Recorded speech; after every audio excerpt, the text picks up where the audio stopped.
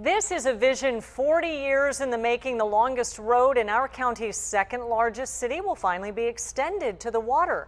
Our South Bay reporter Joe Little reveals how the project also raises the stakes for deep pocket investors. For years, 8th Street really hasn't existed here on Chula Vista's Bayfront. In fact, this used to be nothing but World War II era buildings. But in the next few years, 8th Street will look like this and be the first visual proof that the Bayfront Master Plan is underway. This is a big day. Full of ceremonial shovels and... It is an historic event. But history hasn't been kind to Chula Vista's Bayfront. It took more than 30 years to knock down the first factory walls and another 7 to bring down the South Bay power plant.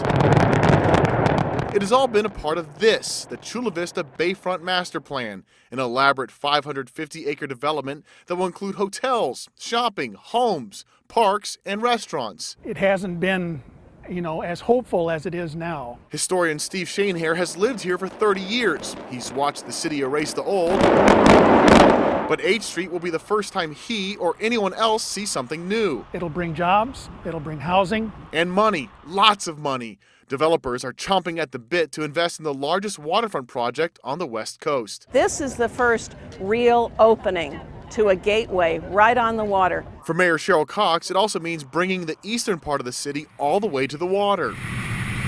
8th Street is the only road that crosses the entire city. Get on 8th Street and just sail right down here to the marina, from the hillsides down to the bay. To the first signs of something new on Chula Vista's Bayfront. Covering the South Bay, I feel it's about time. Joe Little, 10 News. So let's take a look at the area that Joe Little was just talking about in Chula Vista. This is 8th Street, and it would be expanded all the way practically to the Bayfront right there on Marina Parkway. The power plant that you saw is down here that was demolished. That's off L Street. This entire Bayfront area here would become a development in the next 2 decades. It would be turned into parks and lots of businesses.